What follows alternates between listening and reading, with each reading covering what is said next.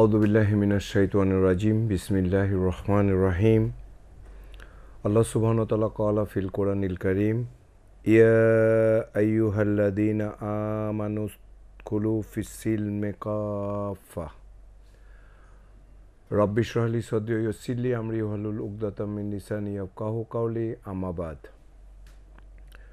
সর্বপ্রথমে উপস্থিত ভাই ও বোনদেরকে আমি আল্লাহর শেখানো ভাষায় সম্বোধন করছি। আমি বলছি আসসালামু আলাইকুম ওয়া রাহমাতুল্লাহি ওয়া বারাকাতুহু। আজকে যখন আমি আপনাদের সামনে কথা বলতেছি, ঠিক সেই মুহূর্তে যদি আমরা যে দেশে অবস্থান করতেছি এই দেশের প্রেক্ষাপটগুলি একটু চিন্তা করি, তাহলে আমাদের চোখের সামনে নিমতলার সেই ভাই বোনদের কথা ভেসে ওঠে, বেগুনবাড়িতে বিল্ডিং ধসে পড়ে যাওয়া ভাই বোনদের কথা ভেসে ওঠে। এই দুঃখ বেদনা যখন কিছুটা কমের দিকে, ঠিক সেই মুহূর্তেই বিশ্বকাপ ফুটবল খেলা শুরু হয়েছে। এই বিশ্বকাপ ফুটবল খেলা নিয়ে আমরা সকলেই ব্যস্ত। এটা ব্যস্ত থাকা উচিত না অনুচিত, এই তর্কে আমরা না যেয়ে এটা থেকে যদি কোনো শিক্ষা গ্রহণ করার থাকে সেদিকে যদি আমরা যাই, তাহলে আমার মনে হয় যে আমাদের যাদের ভিতরে বিভেদ হচ্ছে, তর্ক হচ্ছে বা মনোমালিন্য হচ্ছে, সেটা আরও কমে যেত। আমি এই জন্য আজকে এটা নিয়ে কথা বলতে চাচ্ছি বা শেয়ার করতে চাচ্ছি কিছু থটস। যে আমি গত পরশুদিন পেপারে দেখলাম একটা দেশের পতাকা গাছে উঠাতে যেয়ে একটা ছেলে সেখান থেকে পড়ে মারা গেছেন। মুন্সিগঞ্জে এরকম আর একটা ঘটনা, যে আমাদের পতাকাটা সবার উপরে থাকবে, সে তো গাছের উপরে উঠতে উঠতে উঠতে উঠতে এমন জায়গায় উঠছে যে আরও উপরে উঠা যায় কিনা, ঠিক সেই চেষ্টা করতে যায় গাছের ডাল ভেঙে পড়ে মারা গেছে। সেই মুহূর্তে যদি আমরা সকলে এই প্রতিচ্ছবিগুলি যদি গুছাতে চেষ্টা করি, তাহলে দেখব যে এই পতাকা উড়াতে যেয়ে বা বিভিন্ন জায়গায় বাঁধতে যে ইলেকট্রিক শর্টেও অনেক মানুষ ক্ষতিগ্রস্ত হয়েছে। কিন্তু ফুটবল খেলাটা নিয়ে আমরা ব্যস্ত, সেই ফুটবল খেলাটার ভিতরে আমি যে কোরআনে যে একটা আয়াত পড়ছি, সেই আয়াতের সঙ্গে যদি আমরা একটুখানি মিলিয়ে দেখতে চাই, তাহলে দেখতে পাই যে আল্লাহ সুবহানাহু ওয়া তাআলা আমাদেরকে বলতেছে, তোমরা ইসলামের মধ্যে পরিপূর্ণভাবে দাখিল হও। পরিপূর্ণভাবে দাখিল হওয়া মানে এখানে একটা সীমারেখার প্রশ্ন এসে যায়। সীমারেখার ভিতরে যারা থাকে তাদের কিছু কার্যকলাপ আছে, ঠিক অনুরূপভাবে ফুটবল খেলারও একটা সীমারেখা আছে। আর সেই সীমারেখার ভিতরে যারা খেলেন, সে যেই হোক না কেন, নিয়মের বহির্ভূত কোনো কাজ যদি করে তাকে সতর্ক সংকেত দেওয়া হয়, একটা হলুদ কার্ড ব্যবহার করা হয়। কিন্তু সেই সতর্ক সংকেতের পরেও যদি সে আবার করে, তাহলে অনেক ক্ষেত্রে দেখা যায় যে লাল কার্ড দেওয়া হয়। এই লাল কার্ডটা মানে সে যত বড় প্লেয়ারই হোক না কেন, সে আর ওই সীমানার ভিতরে থাকতে পারবে না, সীমানার থেকে তাকে বের হয়ে যেতে হবে। আর যারা হলুদ কার্ড খাচ্ছে তারা এই সীমানার ভিতরেই থেকে যাচ্ছে। তো এই সীমানার ভিতরে যারা আছে, তারা খেলে যদি খেলা শেষ হয়, শেষ পর্যন্ত যদি থাকতে পারে, তাহলে আমরা দেখি যে যারা জিতে তারা যেরকম প্রাইজ পায়, হারলেও একটা প্রাইজ পায়।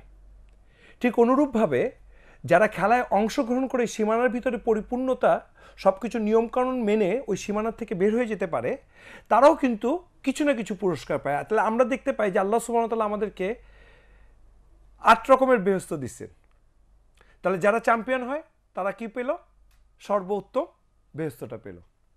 তারপরে যারা রানার্স আপ হলো তারাও একটা বেহেশত পেল।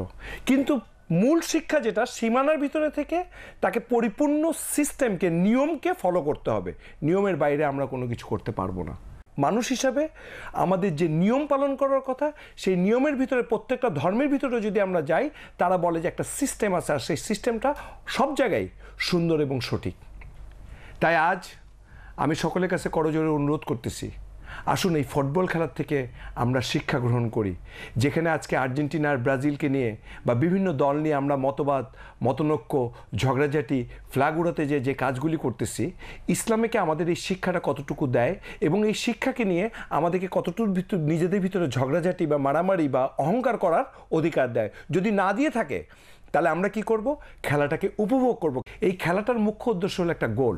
সেই গোলকে কেন্দ্র করে আমাদের জীবন যেন আমরা অযথা নষ্ট না করে ফেলি, আমরা এই ফ্ল্যাগকে উড়াতে যাই যেন আমাদের জীবনের সর্বনাশ ডেকে না আনি, আমাদের এই ফ্ল্যাগ উড়াতে যে এই খেলা দেখতে যে আমরা যেন বাপ মাকে কষ্ট না দেই, এই খেলা দেখতে যে খেলা দেখতে না পারার কারণে বাংলাদেশে গতকাল আজকের পেপারে দেখলাম যে বেশ কিছু গাড়ি ঘোড়া পুড়ায় ফেলানো হয়েছে।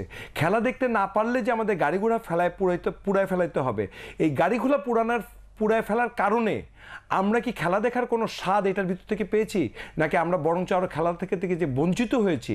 বরঞ্চ আমরা যদি এই বঞ্চিত থেকে যদি শিক্ষা নিতাম যে আজকে খেলা দেখতে পারিনি কালকে দেখব, কিন্তু খেলার যে শিক্ষা আছে সেই শিক্ষাটা গ্রহণ করে যদি আমরা চলতাম, তাহলে আমরা গাড়ি পুরাতে যে লাল কার্ড খেয়েছি সেই লাল কার্ড না খেয়ে বরঞ্চ আমরা খেলা দেখতে না পেরে আমরা রাগের বশবর্তী হয়ে যদি নিজেরা বসেও যদি আমরা কিছু কাজ করতাম বা নিজেরা ভালো কোনো কাজ করতাম, তাহলে অ্যাটলিস্ট হলুদ কার্ড খেলেও আমরা সুন্দর এবং সঠিক পথে থাকতাম।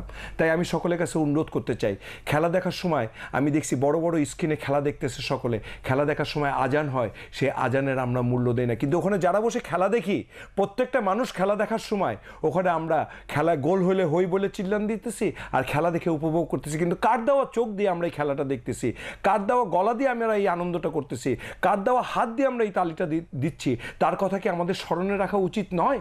যদি না রাখি, তাহলে খেলা দেখে যেরকম আমাদের কোনো কিছু গ্রহণ করার কথা ছিল সেটা যেরকম গ্রহণ করতে পারতেছি না, ঠিক অনুরূপভাবে আমাদের সৃষ্টির সঙ্গে, আমাদের স্রষ্টার সঙ্গে আমাদের সম্পর্ক আমরা বিচ্ছিন্ন করতেছি। তাই আমি সকলের কাছে অনুরোধ করতে চাই, আমরা যারা খেলা দেখতেছি, যারা আমরা মুসলমান বলে পরিচয় দিচ্ছি, যারা আমরা আজকে মারা গেলে আমাদের কালকে জানাজা হবে, তাদের কাছে আমি অনুরোধ করতে চাই, আমরা যতটা ব্যস্ততা নিয়ে খেলার দিকে ধাবিত হচ্ছি, ঠিক ততটা ব্যস্ততা নিয়েই কিন্তু মৃত্যু আমাদের সঙ্গে কিন্তু সেখানে যাচ্ছে। সেহেতু আমরা কেউ খেলা দেখতে পেরে মারা যেতে পারি, খেলা দেখার পূর্বেও মারা যায়। বাংলাদেশের একজন প্রবীণ চিত্র পরিচালক, খুব নাম করা একজন ব্যক্তি, আমি তার নামটা এই মুহূর্তে ভুলে গেছি, উনি মারা গেছেন। উনি হাসপাতালে ছিলেন, কিন্তু উনি হাসপাতাল থেকে বাসায় চলে আসছিলেন এই জন্যে যে উনি খেলার উদ্বোধনী দেখবেন। এটা নিশ্চয়ই একটা ভালো আশা, কিন্তু উনি কি খেলা দেখতে পেরেছেন? এরকম আমরা অনেকে আশা করে আল্লাহ সুবহানাহু ওয়া তাআলা ওনাকে বেহেশত নসিব করুক এবং ওনার মৃত্যু থেকে আমাদের শিক্ষা গ্রহণ করার তৌফিক দান করুক। ঠিক অনুরূপভাবে আমরা অনেকে খেলা দেখার আশা করার সত্ত্বেও আমরা খেলা দেখার পূর্বে হয়তোবা আমাদের চোখ নষ্ট হয়ে যাচ্ছে, আমাদেরকে হাসপাতালে যেতে হচ্ছে, আমাদের ভিতর থেকে কেউ মারা যাচ্ছে। ঠিক সেই মুহূর্তে আমরা খেলাকে নিয়ে যে ব্যস্ততা বা যে ধরনের আচরণ আমরা সমাজের সর্বক্ষেত্রে করতেছি, আমার মনে হয় খেলা দেখা বাদ দিয়ে আমরা সেই আচরণটাকে আরও সুন্দর করি, কারণ আমাদের আচরণটাই মৃত্যুর পর আমাদের জন্য থেকে যাবে।